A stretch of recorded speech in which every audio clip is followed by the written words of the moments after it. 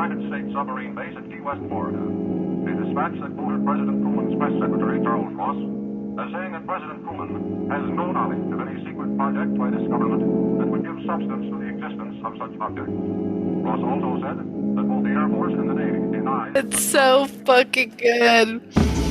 Noelle's just sending me TikToks of her talking shit on people, but she's like, I'm gonna put context for the shit talking and then send a TikTok, which makes it funnier. Dude, I've been cyberbullying the Utah political figures all day, man. I'm fucking Yeah. juiced up. I'm fucking juiced up. Just in case none of you know, let me inform you. So, let me give a little fucking breakdown here. For those not in Utah, we have silly willy liquor laws here.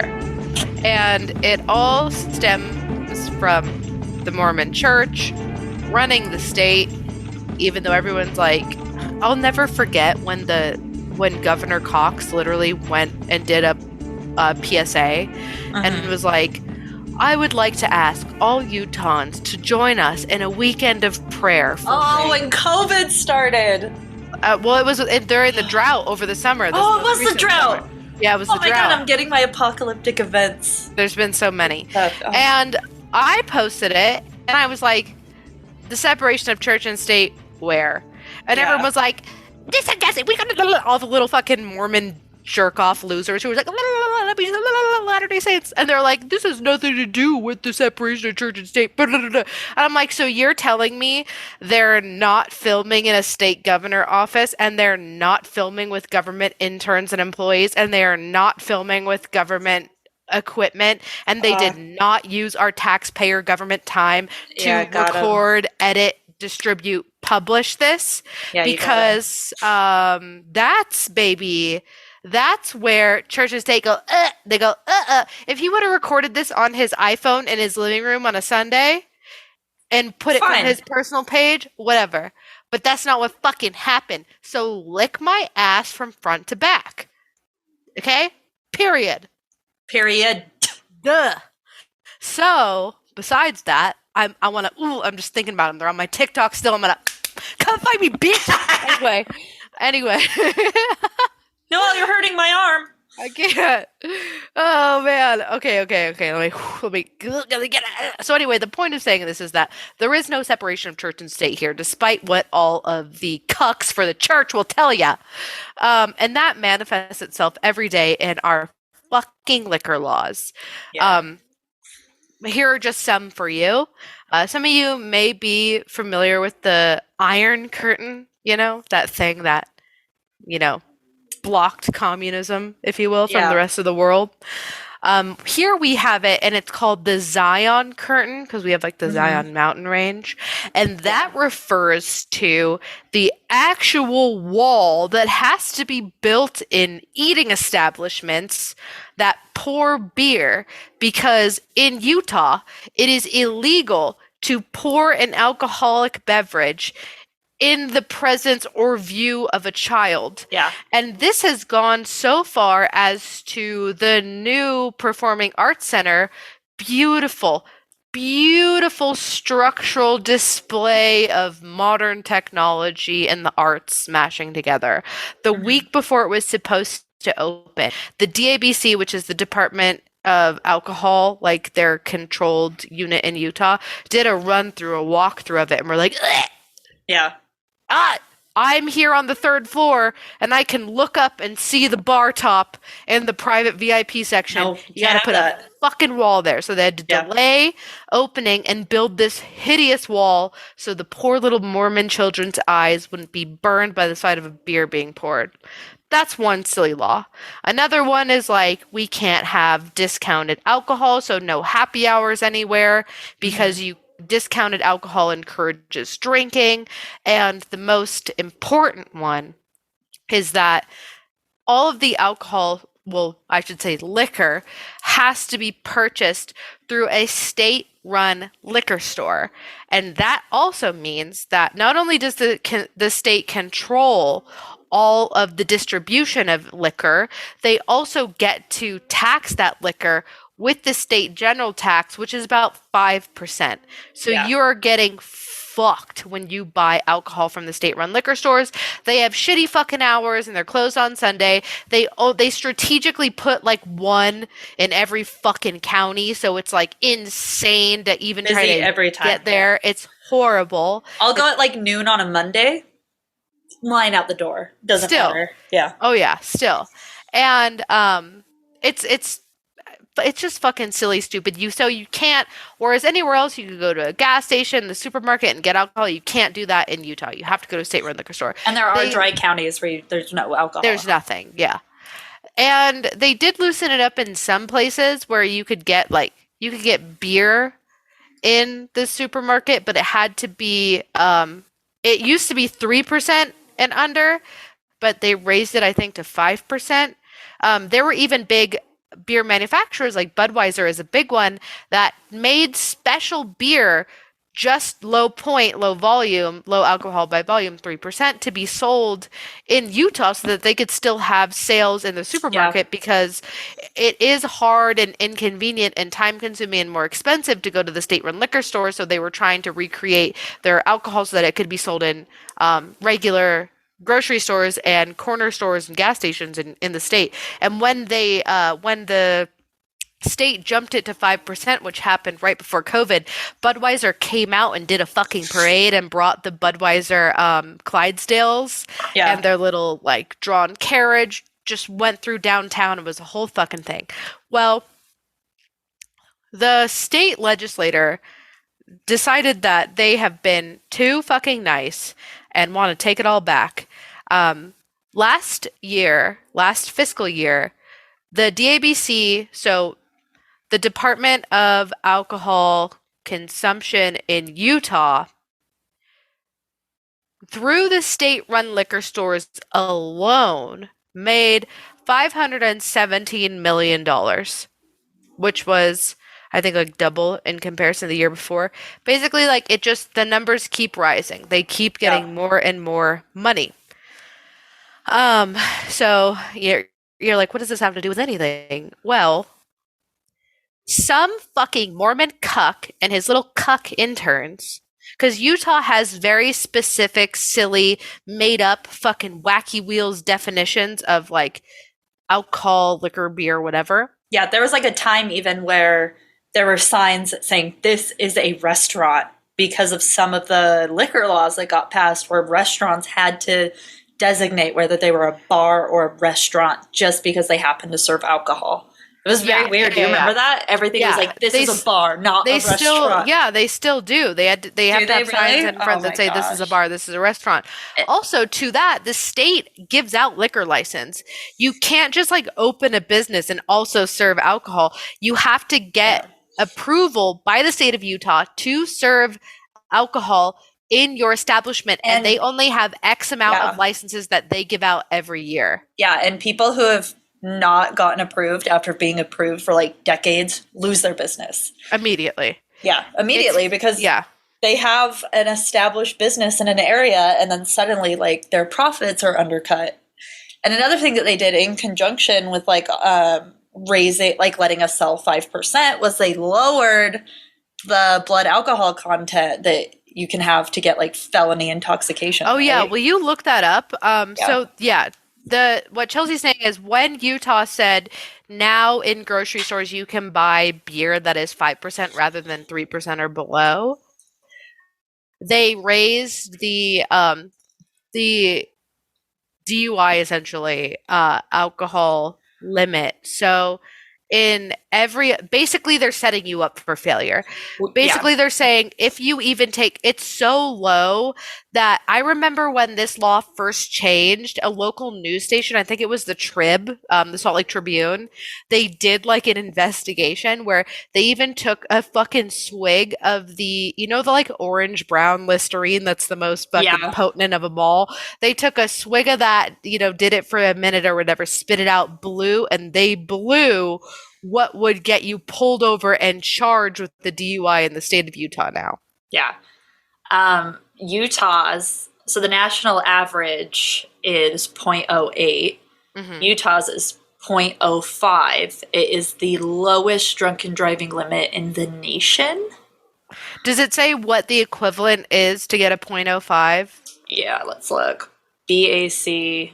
Like, it's like 2 beers or something. It's very low. It's insanely low. Like, basically, like, if you have a drink, you have to just not drive or take an Uber anywhere. It's not actually, in Utah, it's not, are you driving under the influence? It's, do you consume alcohol in a responsible and legal way and drive a vehicle? Because that's not allowed here. They just are trying to punish you at every turn.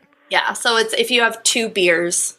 Yep, I knew it. That's it. 2 beers, .05. And that's if you're like of average weight. So you and I, just as women, our blood alcohol would be higher with 2 Celsius. Like, you know what I mean? Like, yeah, it's beers. It's not shots. It's not cocktails. It's beers. Some of the lowest points. It's Utah beer.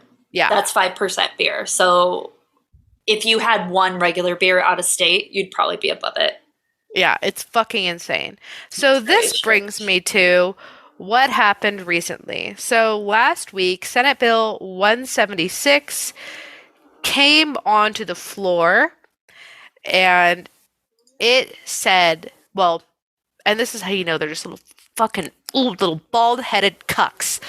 They were like, based off of Utah's definition of what is a beer and what is a liquor, certain seltzers qualify as one or the other. So they're like, fucking Mango White Claw, because of its ingredients list, is a beer. But Watermelon White Claw, because of its ingredients list, is a liquor. So the bill is saying that based on, and these are like ingredients that have nothing to do with, like, it's so arbitrary, right? Yeah. And they're saying like, oh, well, these are liquors now, so they have to be taken out of the grocery stores and the corner stores and the gas stations and put into the state-run liquor stores. It's like when they said pizza technically counts as a vegetable because it's content. Like, yeah. Well, it's just like, it's so insane that they could even literally take a fucking White Claw multi-pack and be like, 2 of these stay, 2 of these go. It's just coming down to them being able to get the sweeping hand that says hard seltzers because they're one of the most popular selling items in grocery stores, and we can't get our grubby little Mormon hands on them to fucking tax the fucking shit out of them and put them in the state-run liquor stores. Like, we're gonna find that one little rule that we made up that has nothing to do with anything other than like what the little voices in our head told us is beer. We're gonna pick on that and say, oh, now the fucking, I think a cheap case of White Claw you could get at Walmart for $15, the most expensive being like at a fucking 7-Eleven for $17, times that 5% now. Yeah. That's what's going to be, and you have to go to a state liquor store to get it. Which, it's so weird to me because like people will just go to the fucking liquor store, you know what I mean, if they need it, because that's what they've been doing. But it is like boot on the throat unnecessary. Like, well, that's what fucking kills me is that like this state is so like red-blooded Republican, like, the government can't take my gun, the government, this is a stand your ground state. In Utah, you can just have a gun. Like, you're like 12 and you can just have a fucking gun. Yeah, I could have a gun.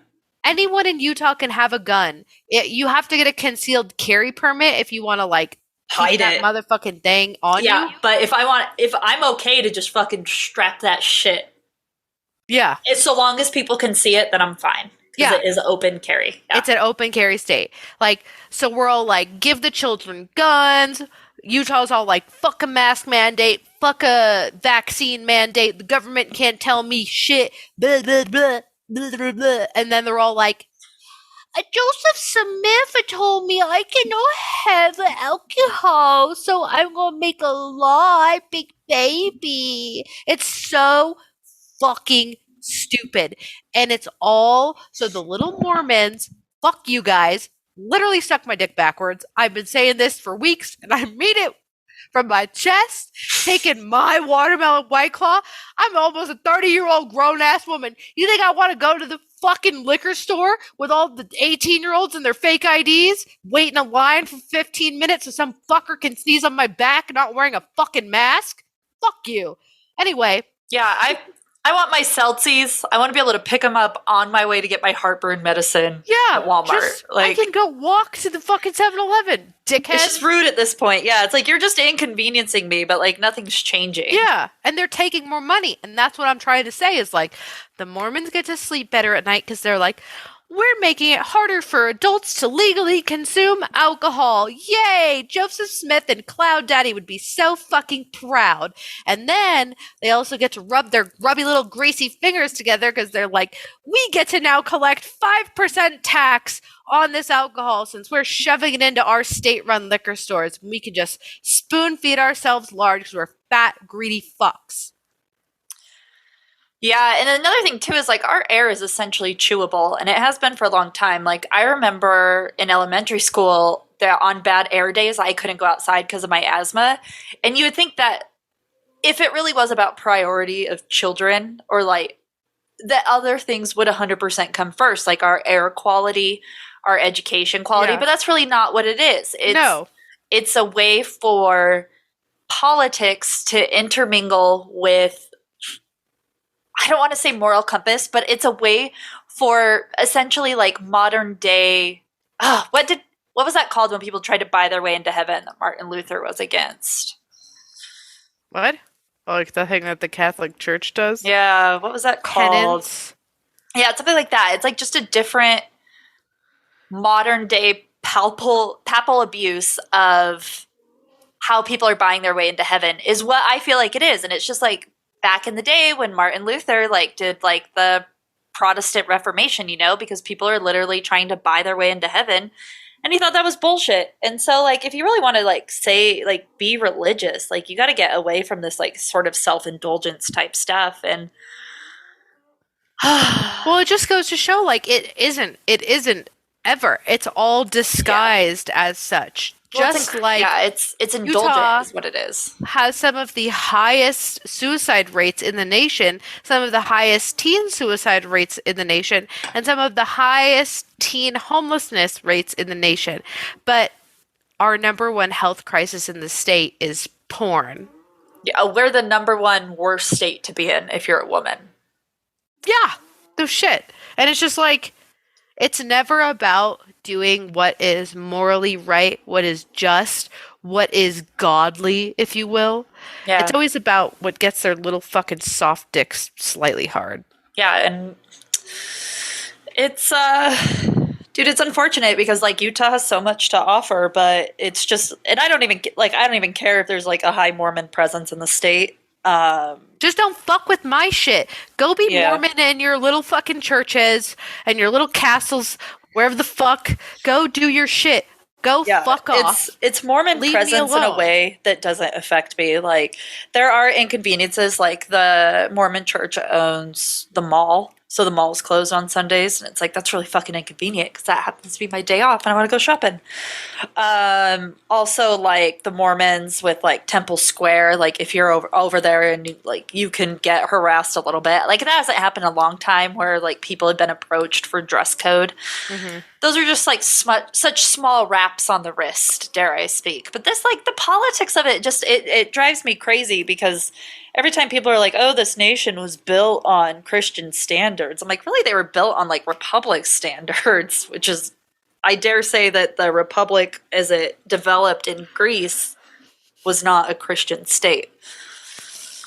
I mean, but this entire country was built on the backs of heretics and slave owners.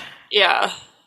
You know, like people who came over were extremist puritanicals. They weren't trying the fun ones, no. No, they weren't. They were these are the people who ended up breeding motherfuckers who made cereal to try to make you not jerk off. Yeah. Like, literally, the Puritans who came over here first were the radicalized, like, uber conservative, like to the point where they were booted out of Europe for being too fucking staunch. They came here. When they said religious freedom, they just meant not persecution for being batshit. Yeah.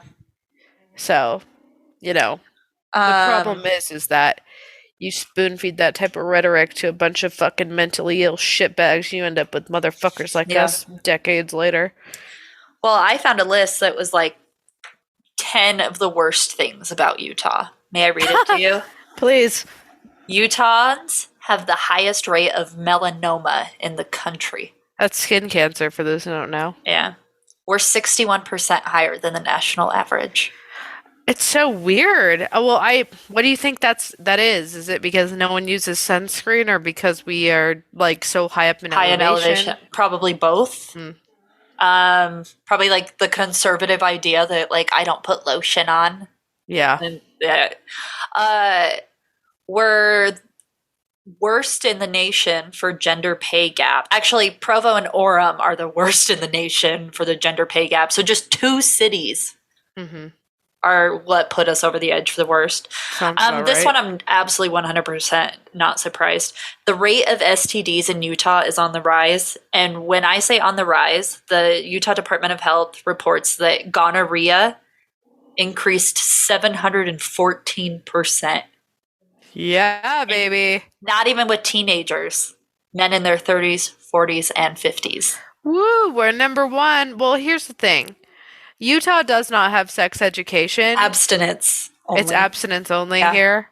As you could tell, really works well. Teachers tried. As someone who did sex ed in Utah, teachers tried, but they danced around the issue, right?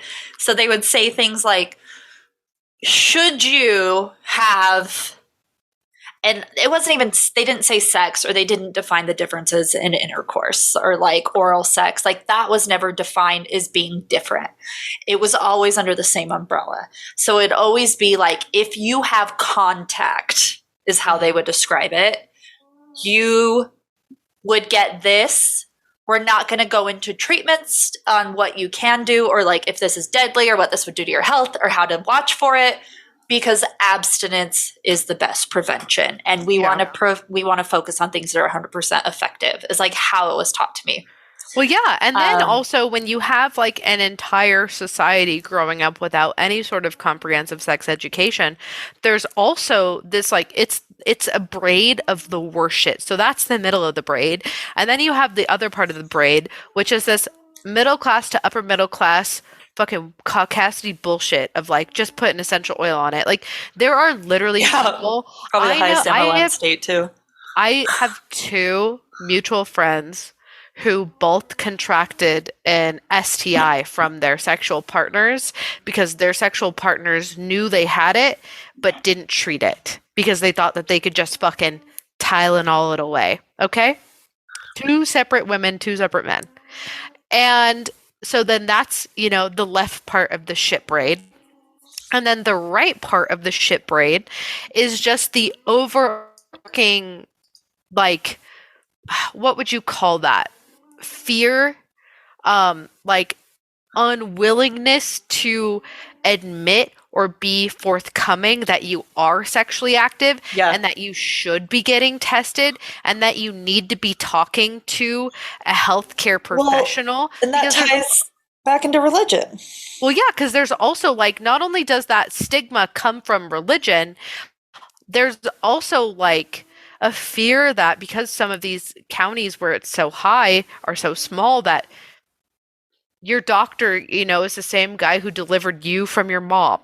And he's friends of the family. And or you're not going to go to you're not going to go to him and tell him that you slept with someone and now you're fucking coochie itch. Yeah. Or it's there'll be cases where like if you want to go on a mission or if you want a temple recommend, you have to essentially confess face to face to your bishop, and bishops are just any community leader. Like there's no training to become a bishop. You're essentially prayed into it. And often cases, like, I don't think that they are given, like, resources to get treated. I think it's just make sure you stop and pray about it. I'm actually terrified because my got a temple recommend, and I'm like, oh my God, what kind of pervy shit is she going to have to disclose to the bishop? Dude, it's all pervy because it doesn't matter if you're sexually active or not, or like if you're coming of age, or if like you're publicly have a boyfriend or you're seen holding hands, whatever. You're 12 years old. They put you in it like if you're a woman or a girl, I should say, because you're fucking Yeah. 12, they lock you into a room with this crusty old man, your bishop, and he is asking you, do you have any of these thoughts or feelings? Have Yeah. you ever touched yourself? And like, I'm not even lying to you or exaggerating. Like, they literally ask Yeah. that. And They you have to be literally- truthful or yeah. you go to Because hell. they literally sugarcoat this, I'll say it, pedophilia, and they normalize it. They normalize pedophilic conversations with minors, trying to get them to speak about any like sexual fantasies or thoughts or even, you know what I mean, anything related to that. Like, they try to pry it out of them. Even if those kids answer no, no, no, it is inappropriate to have an adult man or woman locked in a room with a child alone asking those fucking questions. That is pedophilia, and it is hiding under the guise of religious righteousness, and it's fucking disgusting.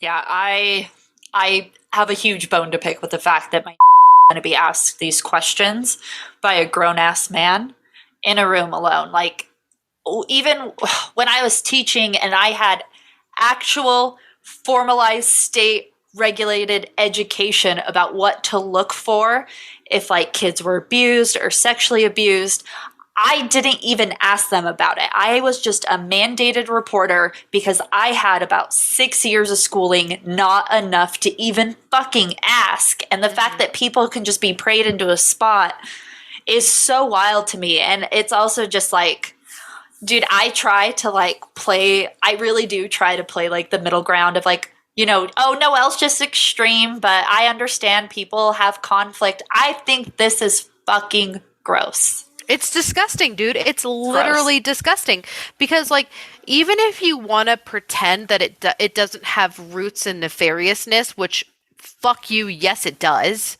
How many cases go undocumented and uninvestigated where a child is put in this room locked with their bishop, they're asked these questions and they come forward about it, and it's about abuse? Dude, you know? what was even that? There's that documentary on Netflix, I think it was like Kidnapped in Plain Sight, where this girl was being groomed by somebody who was under the guise of wanting to be converted into Mormonism. Yeah, and then he was also fucking the parents. Yeah, and he was, they were encouraged by the bishop and the church. So at best, like, you have a good bishop who maybe doesn't pry into that stuff.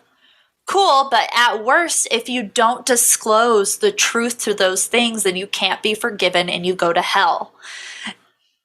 Or you don't get to go on a mission, or your temple recommend gets taken away. And the very idea that these concepts are surrounded by shame create like crazy religious trauma. And that I can speak on because like I wasn't ever religiously traumatized in my opinion, but some of my OCD stuff is extremely rooted in religion. Like some of this like rituals that I have like that surround belief and like obsessions and compulsions are 100% in religion. And it's not like it was shoved down my throat, but it's just like the repetitiveness of that creates like it goes hand in hand with like some of the things that OCD can latch on to. Yeah. And I'm nervous. Like my niece, I know a perfect little angel. I don't know what she would confess to, but if somebody asked her that type of stuff, I would be reporting it. I would, as if someone came up to me and was like, somebody asked me if I like do XYZ in private, I would call and mandate as a mandated reporter and report it. But however, because it's from a bishop, that would never be looked into or taken seriously in Utah. No. And that's the problem, period. Yeah. That's the problem, period. Because like you said, even at its best, even at its best, even if we, you know, this is just a great guy, great community leader. Yeah. You should not be asking these questions to children alone. Yeah. Period. Yeah. Unless you have about a decade of schooling that says you can. Yeah. Like it's just, It's so sick. It literally makes me sick to my stomach.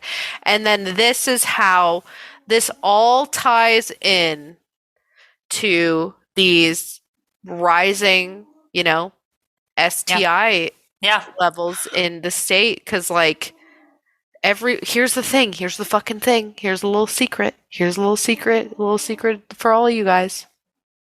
Everyone's doing it. Everyone's doing it.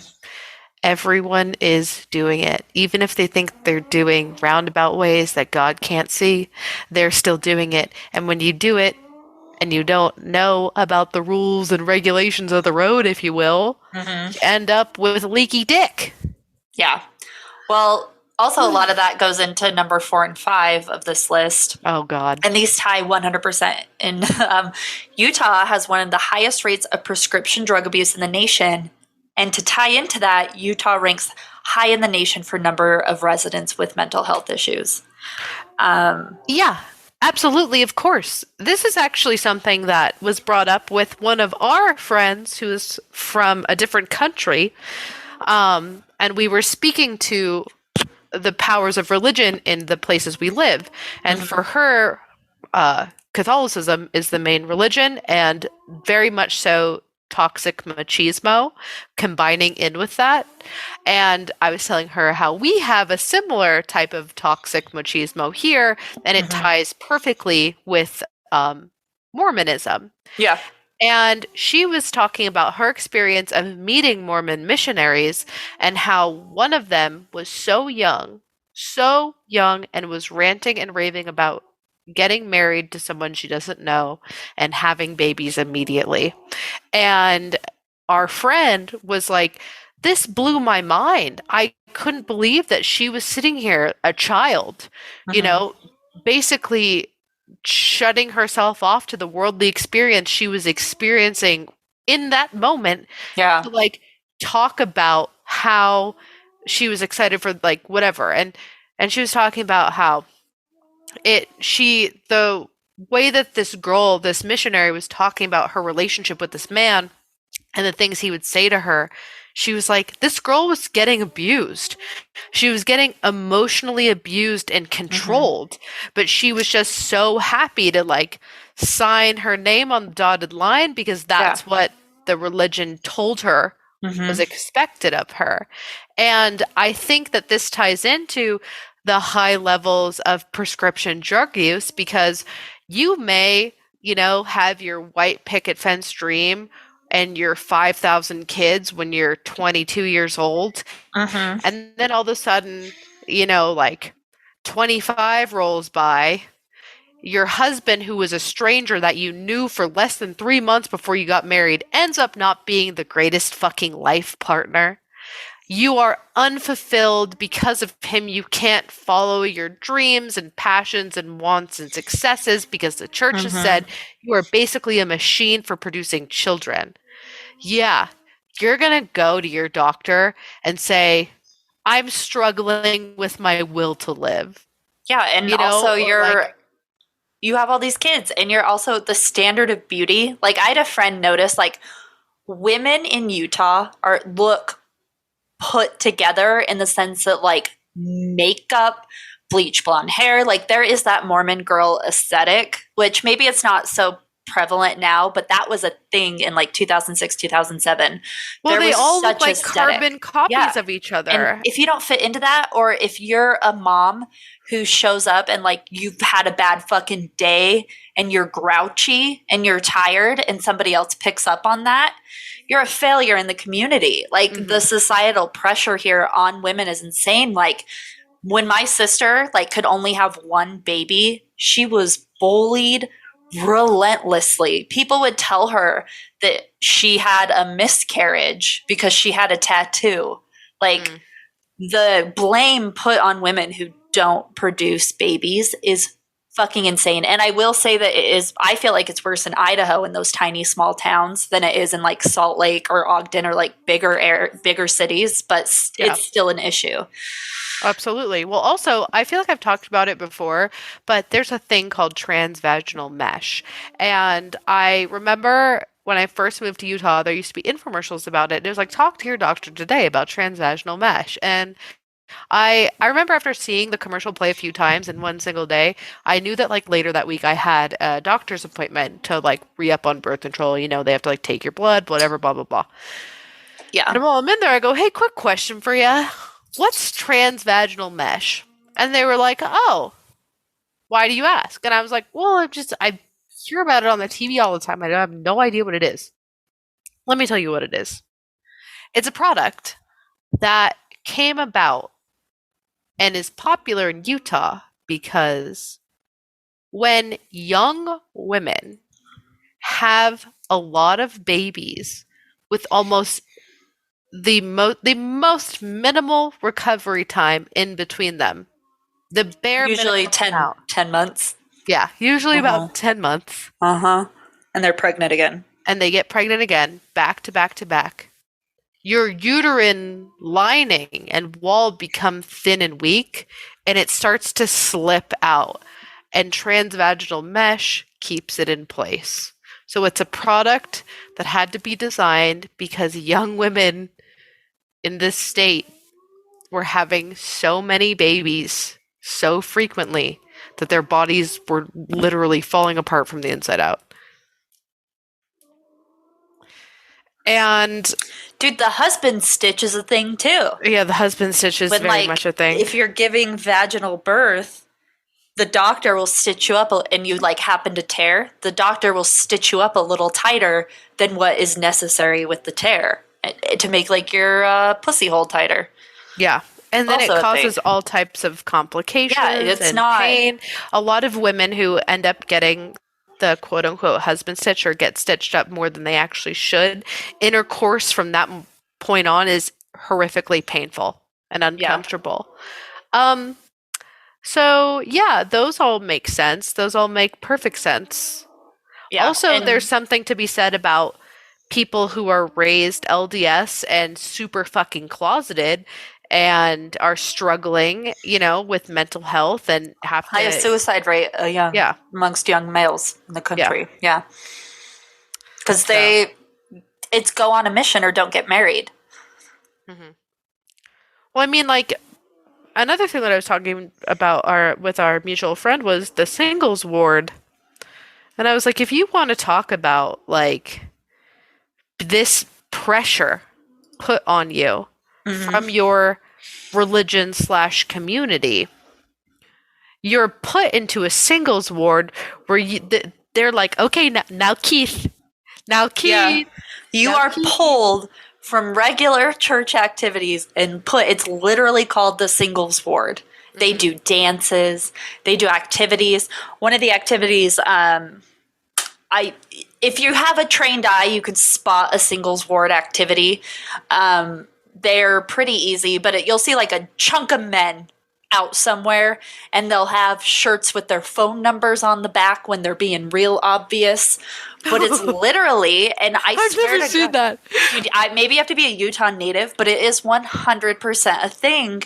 100% a thing. Like they go out with a group to like fun places like restaurants, like not bars, obviously, but they go out in big groups acting loud and fucking fun. And it's almost like a fraternity style thing of like, okay, we have a goal tonight. We're going to talk to 3 women. Like, yeah, let's do it. And then they, go. It's like it's like a roaming party. They rip you out of your regular ward, your community ward with like your neighbors and stuff, because wards are based off of location, and like and they put you into the singles ward with other people in your age group to try to purposefully match you up. And then if you don't get matched up and you turn 30, they put you back in the family ward because you're a fucking spinster to them. Yeah. It's so crazy. It's just like the misogyny is just, that is what the pages of the Book of Mormon are written on. And it just is what it is. So, what are the other ones on the list? They're stupid. We're the worst dressed. Look at this fucking wishbone shirt. Do I look like I'm not dressed well to you? I mean, Look at him. Look at the little rose. That is a look at him firing that bow and arrow with his little paw. That is a good as Sherlock wishbone shirt. Holmes. Yeah. That is a good wishbone shirt. But also, I do see what they're saying. You can only see so much LuLaRoe per capita before you get more stressed. We're the highest MLM too, I think. The other one is like we're the nerdiest, and that's probably just because of FanX.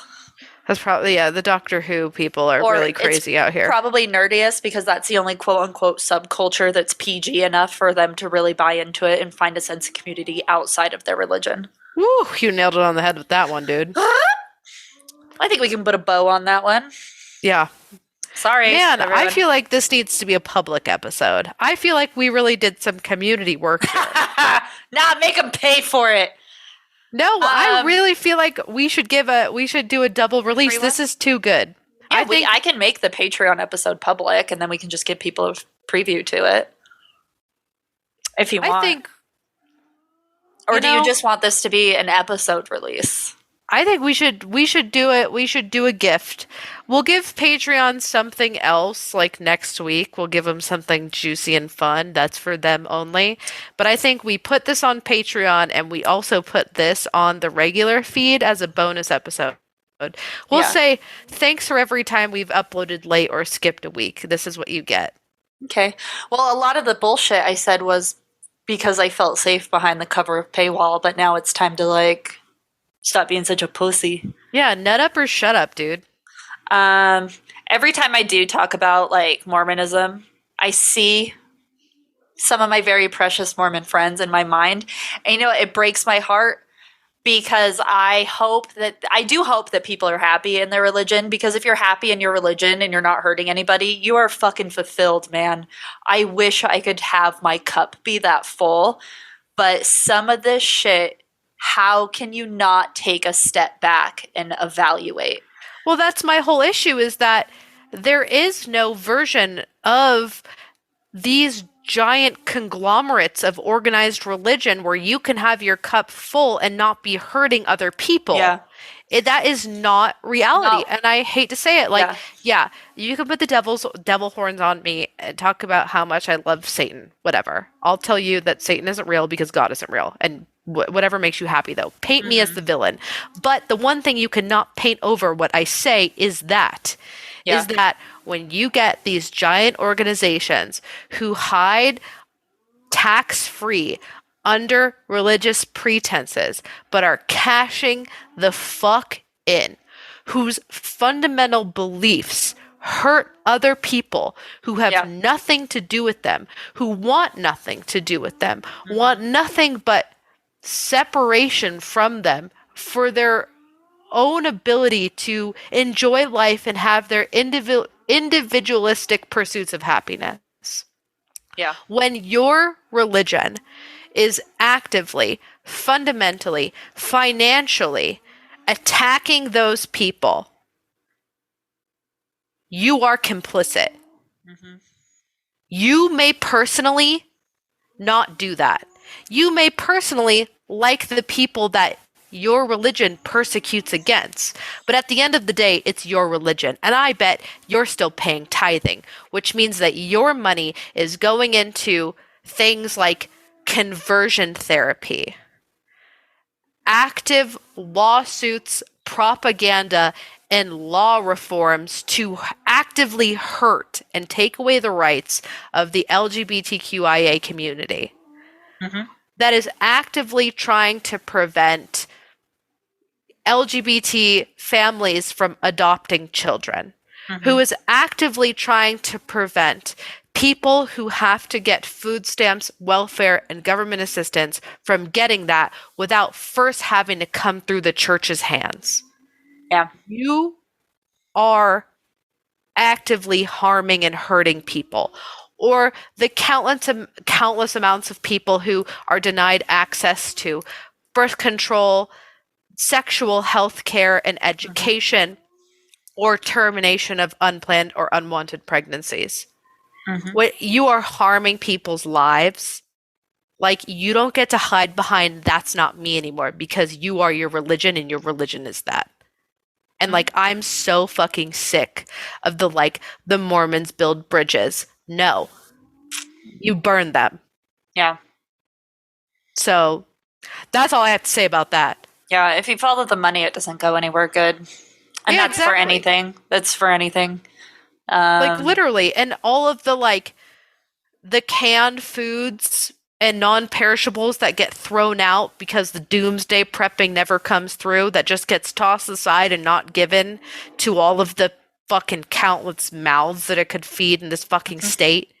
And then I didn't even touch on the points that we made about the predatory and pedophilic behavior of the prying sexual questions asked to minors, children in private. It's disgusting. Yeah. All of it is fucking disgusting. If anyone, like, I don't know, I think we do have a couple of Mormon listeners, but if anyone wants to educate us otherwise, like, definitely feel free. You can stay I dare anonymous. you to try. I dare you to try. So, you're so fucking aggressive. Well, here's the thing. First of all, thank you for listening. Second of all, if we said anything wrong and you want to educate us, or feel free, you can even say like, hey, this is my take. If you want to debate, fucking come on and take on Noelle. I will moderate. And I totally agree. And the one thing that I would also have to say, if everything else, if you're still here listening, is if by leaving you lose everything, it's a cult. Sleep on that. Sleep on that. Sleep on it. Chew on it. Smell it. Suck on it. Live with it. Learn it. And that's all I have to say about that. All right. Well, I was going to add something, but it's not going to be nearly as good as that. So I'm just going to say Puffin looks really cute right now and end the recording. Wait, I have a good one to say. Okay. Hail Satan. Hail charities that do true good in this world. That's a good one too. Thank you. I thought so. I have to expand the window. We could have ended on that, and I have to expand the window. Just hit the end meeting button. Well, you can wrap this part out. You know, you can edit. No, I don't edit Patreon. It just up it goes, man. Oh.